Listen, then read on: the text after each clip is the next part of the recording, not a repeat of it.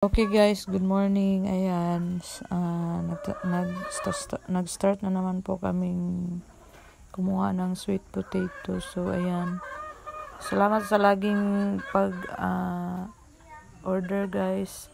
Sa mga nagbili sa amin, salamat po. Ito yung bago pa lang vlog ko na sweet potato. So paki-support po sa mga ka-followers ko dyan. Sa mga baguhan pa lang dyan, salamat po.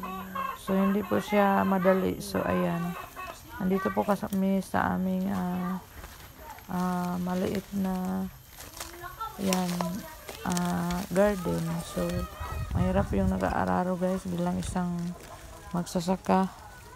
Ayan, hindi po sa amin yung kalabaw, nirintahan lang po. So ayan po yung hanap buhay dito sa bukid. So ayan, tiis-tiis po. So mabuti na rin kasi may pagtaniman ng mga gulay at saka may harvestin din every 3 months po, pwede na natin kunin. So ayan, salamat po pala sa laging pag-support at sa mga baguhan pa lang dyan, salamat po sa laging